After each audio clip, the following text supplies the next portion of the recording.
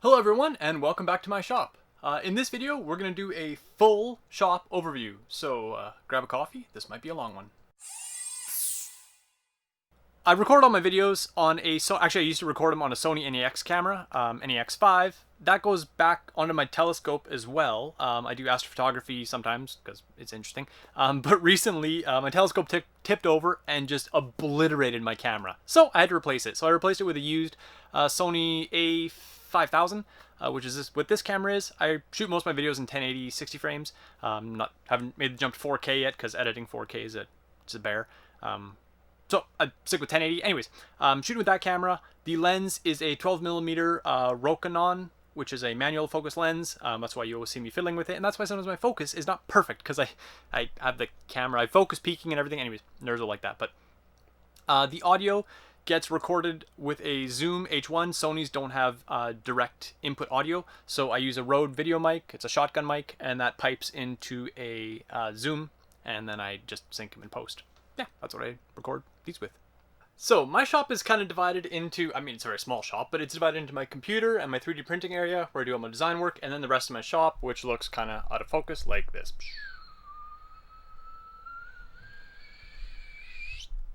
So we'll go through it one piece by one. We'll start with the printer, and then we'll work our way around the shop and end up at the lathe, and I'll go into as much detail as I possibly can, so feel free to skip around to whatever parts interest you. So this is my printer. It's just in a printed box, just to keep it clean. And if I'm doing ABS, I don't do ABS anymore. I only print basically PETG on this. It's a Mendel 90, modified a little bit. I got my own kind of extruder block on here. It's still a geared extruder, but it's got a full capture path for if I want to print flexible filaments. E3D hot end, fan, cable chain.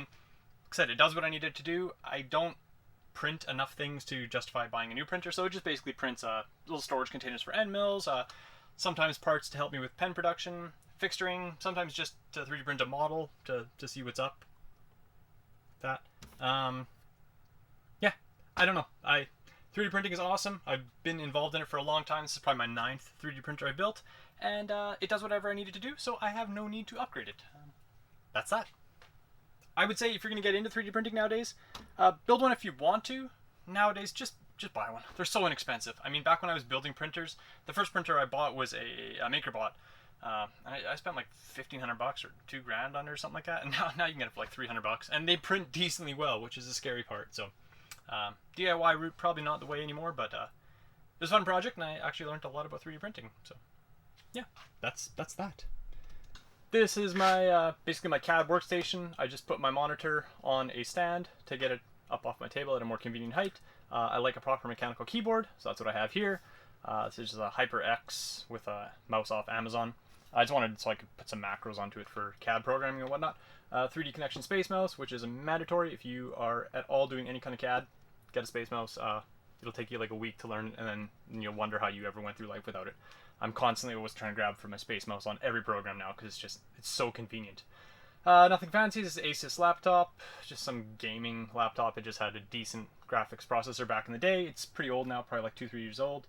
9600M graphics chip and a bunch of RAM. Does what I need to do. Video edits great. Yeah, computers are always outdated, so but it performs perfectly well. I'm happy with it. These things, right? These are awesome. Get yourself a little panel light. This one was just a cheapo, off of Amazon. There's a bunch of companies that make these. Batteries last forever, and it's a great way just to put some fill light in wherever you need it.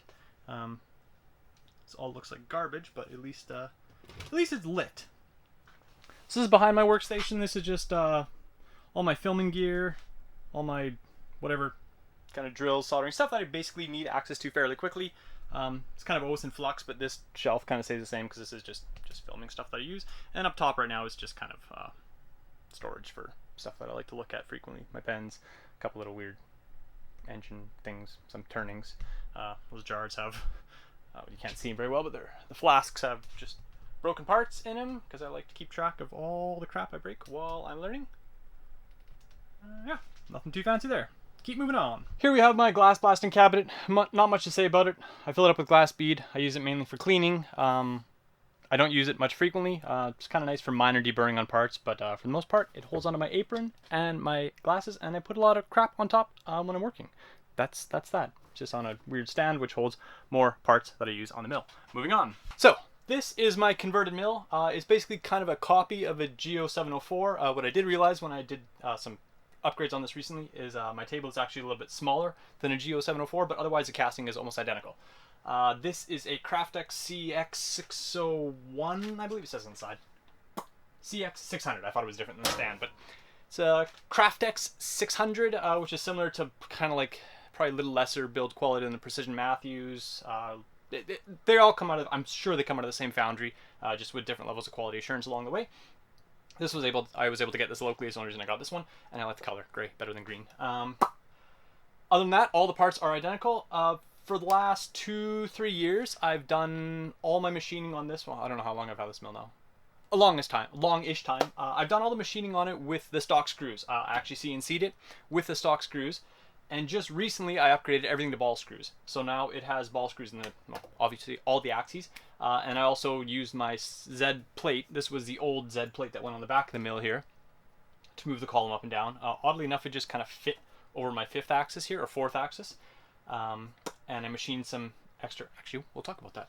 I machined some extra parts here, basically to kind of just tighten everything up, and it's a decent 4th axis. I don't know if it's going to work perfectly, but I had the motor, I had an extra drive, so I figured, why not? Here's the drives on the side that no one cares about really. The big drive is for the Z. These are the XYZ, or XYA Z. Power supplies, breakup board to a parallel port. I still use Linux CNC with a parallel port. I might have to upgrade that to a Mesa card for some stuff I'm trying to do in the future, but it works. Oh, you can also see the giant deck I built for my mill. It's actually built better than my deck at my own house, or at my house here. I just basically wanted an easy way. If I had to move it, I technically could. I don't. I want to bolt it to the concrete, but I don't, because I'm not entirely sure if I'm going to build an enclosure for this yet, so I didn't want to have holes in my floor. So I just built this big stand for it. Gives it a lot more stability. It's still not as stable as I would like. I could suppose I could put some more weight on this stand to kind of help hold it down even more so. But for 99% of my work, it doesn't cause any. For 100% of my work, it doesn't cause any issues. It's just more of a quality of life kind of thing. If you're like using it to saw on or something like that, it's nice to have it extra sturdy. But it's pretty heavy as is, so it's quite sturdy. This big block of aluminum on here is I'm gonna end up making something with it, so let's get out of the way. So with the ball screws currently in it, I have about a fairly reliable 100 inch per minute jog speed. I could go faster, but I'm at the limit of the parallel port being able to spit steps to the motors. I'm sure that's where I'm hitting my limit, because theoretically, if you work out all the math, it should move much faster. But I don't need it to move any faster. 100 inches per minute rapids are fine for my work. It's very tiny, so acceleration is most important. This machine has gobs of it now, so it works fine for my purposes. The A-axis also spins. You can see it's spinning very slowly here because, oddly enough, this little friend, this is Linux CNC. I use Gmo Cappy. Someone set me hip to it on Instagram. I was using Axis. Don't ever use Axis. It's way less fun than this screen set. This, much more better. Let's brighten you up a little bit here. Much more better. The only thing is the buttons for the A-axis, for some reason, doesn't have a keyboard override, because normally on Axis it's these two, but you don't care about that anyways. So I'm gonna have to program in some macros. That's the cool thing about Linux CNC. It's kind of a bear, but you can do absolutely anything with it that you want to do. I think you can program up to 9 axes with Linux CNC. It's free. It runs on Linux. I'm super happy with it. Like I said, I've never had issues with it. I hate Mach. I've ran Mach in a kind of professional setting. I don't like it. Linux, the way to go. So that's my mill. What I did want to talk about here was on this 4th axis, using a rotary table here. This is all this is, a rotary table with a stepper motor and a belt drive, just to kind of keep everything off the side, and it's what I had.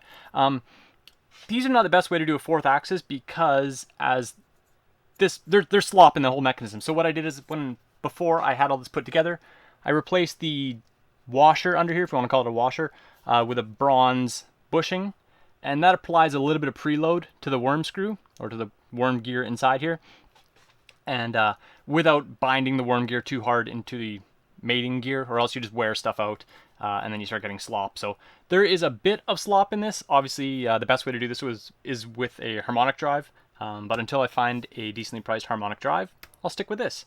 I measured the backlash in like arcs. I think that's what it's properly degrees. For my purposes, what it's going to be used for, it's more than accurate enough. Software can compensate for any kind of backlash if there is any, but if you can see, you can't see there very well at all. Probably not a good angle anywhere to. Anyways, there's very little. I'm happy with it. Like I said, most of it will be positional work with a little bit of simultaneous fourth axis. But once again, it's easily compensated by software right now. So, not a super long-term solution, but for my super light use on this, it shouldn't be an issue. So the best upgrade I did for this mill was to invest in this TTS system, the Tormach tool system. You can look it up. Basically, it's just a known dimension that go into the mill, so you don't have to keep messing around with the R8. It's a ground down R8. This was awesome. This is a great use for 3D printing. These are just little holders, so I can put all my whatever's in there. Awesome, makes life easy, especially when it's CNC'd, because you can program the length of all these tools, and then you never have to touch off again. Well, you touch off once, and then you go through with the rest of it. Awesome upgrade. If you have a CNC mill, I highly suggest it. And this is where they just go in. Ugh, too many things around here. So this is the ground down custom R8 taper. And you just pop tools in. Let's reach over you. Tool goes in, tool comes out, tool goes in, tool goes out. You just basically tighten up the drawbar, which holds the tool in place, and then Bob's your uncle. Next step for me, obviously, is to put a power drawbar on here, so it's just button tool changes. But socket, it's not that hard. If I really want to, it's on my list. It's on my list. There's a lot of things on my list. This is my little air blast block I built in some videos a while back. I built it so big because I want to plumb in a secondary fitting here with a needle valve so I could put in pressurized coolant. I don't want to use a fog buster because I have such a small location here. If I get any fog in the air, essentially if you have like, long story. There's different ways to spread coolant onto your part. Basically, if you atomize it, you end up atomizing it into the air, and then you breathe it into your lungs. I don't want to do that, so there's a couple ways around it. Anyways, pressurized coolant feed into here with a needle valve is kind of the way to go. It's probably the way I'm going to do it eventually, but I've had a lot of luck with just air blast on titanium, and that's the only one I really need a lot of coolant for. Titanium and stainless, I suppose. Stainless is kind of a bear, but titanium seems to machine nice for me, dry. So I know with coolant it would help a lot. With flood it would probably even help more so, but for right now, and the lack of mess, I'm quite happy with this current setup. The reason I left my quill still on here, most people, let's get you over here.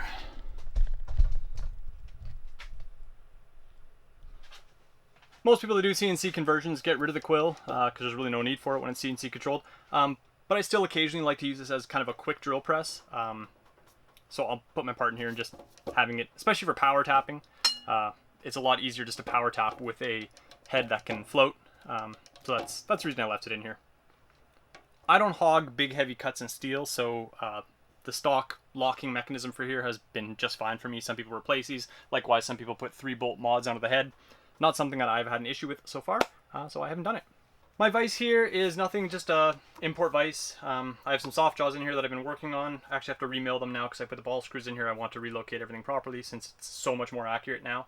The backlash on this current mill XYZ is about a thou on each axis mechanically, which is easily compensated in software. This is double nut C7 ball screws. I think the kit was from Automation CNC. I'm happy-ish with it. There's a lot of changes I had to make to the kit to make it better. But it's, instead of machining my own parts and plates for all this, it was worth it to buy it. Got me up and running quickly. A lot of things I had to change, but overall I'm happy with it. I replaced all the way covers, well, with the exception of the Z bellows. The Z bellows on these mills seem to work actually quite well. They're locked in with little pieces of plastic, stay in place. I replaced all the other way covers with just leather straps or leather flaps. Leather hopefully will stand up to coolant or oil. I use oil for a lot of my stuff, so should stand up to that a lot better. The rubber just kind of degrades over time, gets holes in it, and then it starts dropping chips onto your ball screws. Down here there's access to the ball screw, so I wanted to keep that nice and clean, and the ways obviously protect them, keep stuff from getting on them. So that's my main concern. Seems to work well so far. And this one I thought I would have issues with binding, but it's happy, so I'm liking that. You could put a plate here, but this is so much nicer to be able to get under here and still inspect everything. That's why I did it that way. Nothing too fancy up here. This is a NEMA 34 stepper motor. Just a little beefier to move the Z-axis. I probably still could have got away with a 23, but this gave me a spot to put my 23 down here for the 4th. So the, or whatever numbers I just said. 34 up here, 23 down here. Little helpful, a little better. Kind of a poor design of the Z-axis. I had to change that around a little bit, but works nice. Magnet here with a just a zigzag on here. It's about a thou, and I use that for touching off on kind of less critical stuff. More critical stuff. Anyways, just nice to have here. I will eventually upgrade this motor, but once again, my work is small, so my main limitation is, let's put you down so you're not getting seasick. My main limitation on this mill is actually RPM, not so much horsepower. I'm very rarely going over like 200-300 watts for my kind of milling. Speed would be the main thing, so I could, and the bearings can only take so many RPM, so there's a lot of things that stack up as opposed to just making the motor, changing pulley gears and whatnot. So I'll leave it as is right now. I might end up putting a secondary on here eventually, but then that kind of doesn't let you use the nice TTS system, so future problems. So this is my CNC router. This is a Momus CNC computer that I got off, like, essentially, I got this from a friend, but Craigslist. But you just need a parallel port, so it's an old machine. Nothing fancy there. My air compressor lives under here. Power on the wall. Brrr. Go over here. More interesting view. Boop, boop, boop. So, I built this machine actually, quite some time ago, long before I initially had my mill. This doesn't get much use anymore. I was experimenting actually with a little bit of a drawing with this machine. That's why it's got a pen mounted in it right now. This is probably my favorite CNC machine. Once again, I built 4 CNC machines now, I believe, or CNC routers, and this one is my favorite. That's why it hasn't changed. It's nice and enclosed. In the back, there's a port for vacuum. I use this mainly for any kind of like wood machining or some kind of decorative work. I don't use it as much as I use my mill anymore. It sits for most of the time, but it's still nice to have that large work area. It can handle aluminum. I've milled lots of aluminum on this machine. It's fairly rigid. High-speed spindle helps a lot with that. It's just not as accurate as my mill, so I just tend to not use it anymore. But the vacuum port is nice because once this thing is closed up, it creates a negative pressure, so when I'm milling wood or anything like that, all the dust, fine particulates go right into the vacuum, which is right here. It's got multiple nozzles, and yeah, works well for that purpose. Belt driven, kind of same design as the Shape Oko, just a little heavier duty. It's got V bearings on all the axes. I have videos on this machine. There's a great set of plans online. I didn't design it, someone else did, but it's an awesome machine. So if you're looking for a decent machine to build, I would highly suggest this one. Same thing, runs on Linux. Just got another, it shares a parallel port with this computer, so I just switch back and forth depending on which machine I'm using. But like I said, I don't use this one too often anymore. So this is actually boring, but super useful. I always keep a I almost hit myself in the face with that. I always keep my vacuum cleaner hose nice and easy accessible. Same with the airline. It's the 2 things I seem to use all the time. Having quick access to a vacuum is nice, especially when I work on my lathe. I can keep all the chips kind of off the floor. Just makes cleanup a lot easier when you don't have to set something up to use it. I try to make everything as simple as possible. Ideally, I'd move that vacuum switch even easier access. Step in the future. Air compressor works okay. 100% duty cycle, so it's not a super good air compressor, but it'll run continuously. Senko or something, kind of halfway to decent. I'm happy with it. If I ever had a, it'll keep up with my mill. Why am I bending down for you all the time? Let's put you up somewhere high. It's a decent compressor. Like I said, I'm happy with it. It keeps up with my mill. That's the main use of air for the air blast. Ideally, I would like a bigger compressor, but I don't need it right now. Maybe some extra storage tanks would be beneficial, but other than that, it works. Has a tough time keeping up with the sandblaster, but once again, I don't use that very often, so works for my purposes. Now, the main thing probably that everyone watches this video for is a detailed overview of my lathe. I'll go detailed into information about the stepper-driven screw cutting mechanism here, because that's what I'm sure most people are interested in. Alright, so this is where I spend most of my time working. Quick overview, basically, that messy area down there is where just random scrap goes. Underneath here, there's a little air cleaner that's constantly running just to kind of keep the dust down in here and keep it nice if there is any dust. My big tray, which contains most of my stuff. These drill bits are my cheap drill bits. Use them for brass mainly. These are my nicer drill bits. They'll stay there. All my tools are there. Granite surface plate is under here. Pens in progress. I actually haven't been producing a lot of pens right now because I've been working on design of everything, so I still have a ton of blanks that have been sitting here for months now. We'll go over more stuff in detail. Kind of most used tools, drawings, random stuff where I keep track of what I have to order, my lathe itself, granite surface plate. Yeah, let's dig into it. So the specific lathe I've used, because people have asked, this is a TAG metalworking lathe that has a buttload of upgrades to it. Normally when you buy it, you get a fairly small headstock. This is a 5C headstock that I put on it. This is still the same table. This is still the same carriage, only I put a solid tool post mount. I got rid of the cross slide because it's just, this machine is already, I mean, it's actually quite rigid for its size. Actually, the smaller you go, usually the more rigid things get. But the cross slide is just a poor design. Most of the time I don't use it, so this rigid tool post is a way, way, way better option. Like, I can't believe how much more usable it makes this lathe. The weird system here is my threading system. I will talk about that. The carriage is driven by a gear for the most part, a gear and rack here that move everything else, and everything else is quarter 20 left-handed thread lead screws. Mounted on a big plate of quartz. I have a plate of steel here. The steel I use to mount indicators on. The only thing, or most people that buy this lathe always ask me, or the question I get asked a lot, is how do I do accurate positional work with a cross slide or with a carriage that doesn't have any kind of indication. Like, these all have dials which let you move in various increments or very controlled increments. This does not. So, I mean, my cheat way to do it now is I have this, and I could put a dial on here and check it. I could also use computer control to move this exactly. But for the most part, I use scribe lines to work up to where I want to. And then if it's really precise, I can use this. So I basically would butt this against, like, if there's a tool holder on here. Let's use one that actually slides on a little easier. They're all a little snug. There. I would butt this up into it, and then I can set however far I have to do. If I have to do an accurate turning to a shoulder.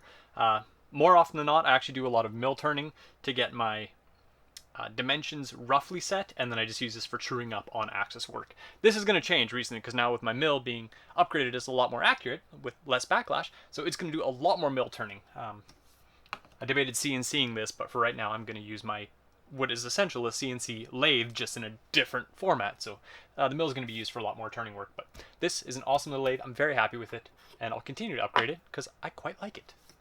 I mentioned this in an earlier video. My hands are all covered in aluminum now. I'm grabbing this thing. These are my tool holders that I use. This is just a 1-inch steel post and a steel block, and these are all my little aluminum tool holders.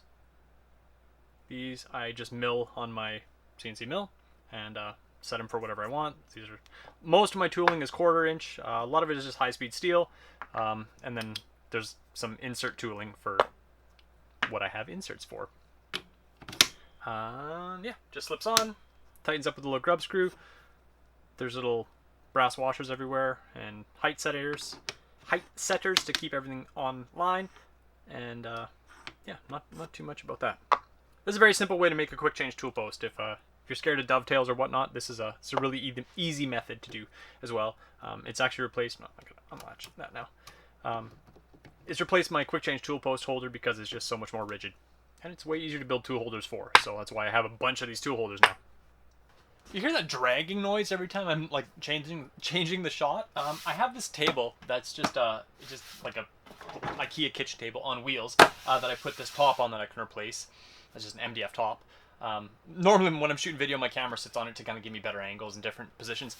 But normally I keep this table completely clean with nothing on it. It lives over by my computer desk. That way I always have a surface that I can work on, so I can drag this over to the mill and position stuff on it as I'm working, drag it over to the lathe. Basically always have a clean surface that nothing ever lives on, because horizontal surfaces tend to collect junk, so I always make sure this one is always clean, because it's always nice to have an area to set something down on, like a camera. Clamps here because sometimes I do some hand filing of little bits and bobs, and it's always nice to have easy access to clamps as well. I would probably put more things on the shelves, but I drag this thing around so often that I don't want stuff falling off. So the only thing on it right now is an extension cord on the bottom and some clamps. But that's the weird noise you keep hearing. So this is the view that I normally see. Here is the stepper motor that controls the lead screw. The lead screw slides underneath this casting. If I can kind of get in. Ah! Tighten that. I can get in there. So here we have the coupler, and then there is a 1/4 inch thrust bearing in there, because most of the thrust on this lathe is going to be from pulling the carriage towards the headstock. So that's why there's only one on here. I actually have two, but it didn't work. It didn't work to have another one mounted here, because then I wouldn't be able to slide this carriage off because the thrust bearing got in the way. So there's only one. Seems to work fine.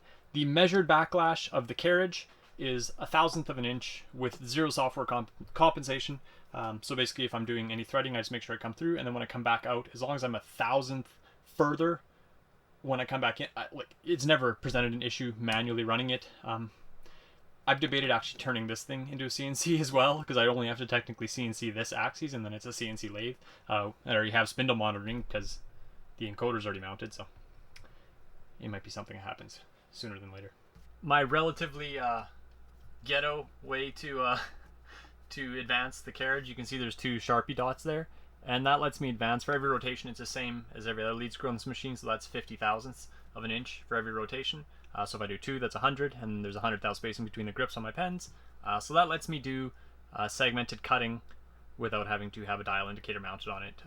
So that's one way I cheat to get around that limitation on this machine. Here's a little closer view of how the half nut engages onto the lead screw.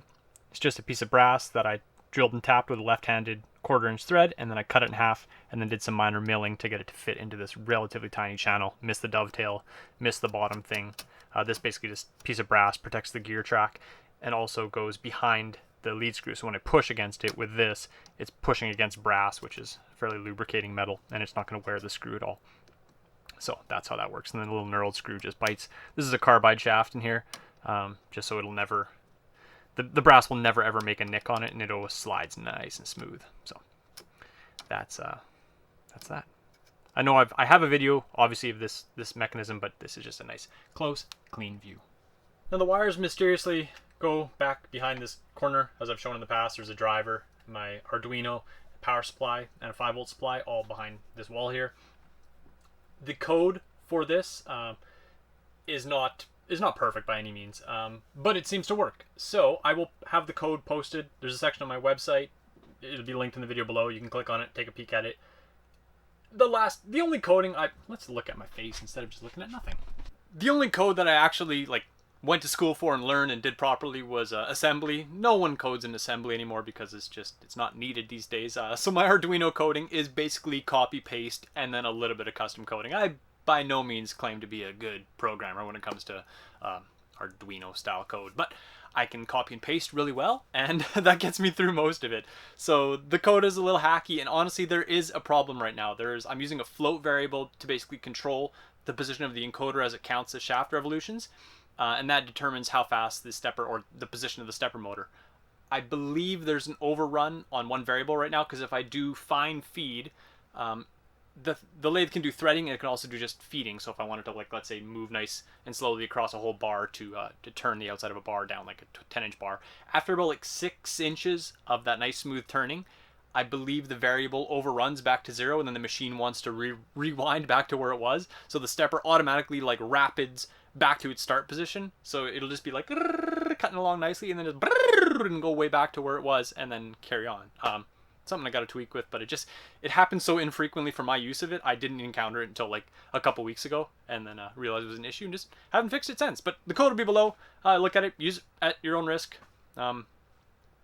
Clow42, I'll link his channel again. He did this in a much better application, but it takes a lot more coding knowledge and a lot more hardware. Mine was done with a cheap 8-bit Arduino and an afternoon of coding. He spent a lot of time on it, and he's put a lot of work into it, and oddly enough it works better, weirdly enough. But he's handling the way that it should be processed. So you can check his out. But yeah, this works for mine too. So I don't know. I'm not making money on it or anything. Like, I just want it for my own purposes, and I'm releasing anything I can for it. So anyways, go to my website, peruse through it, use what you want. Just, yeah, don't hurt yourself. Oh, and if you're wondering what this weird little hook is, this is attached to the roof, and what I use that for is just I clip in this my little Dremel for what it is, because this has to be higher than the cutting head. And this is my tool post grinder, and I occasionally use it to sharpen whatever cutting tools, drill bits, whatnot. It mounts right on the lathe, and this just has to be held at a higher position. And I didn't want a big weird stand or something like that, and I was trying to do this quickly, obviously, so just a steel cable from the roof seems to work. I haven't smashed my face into it or anything, and if it does, it's fairly light, so that's what that is. So that's my shop as of July 2020.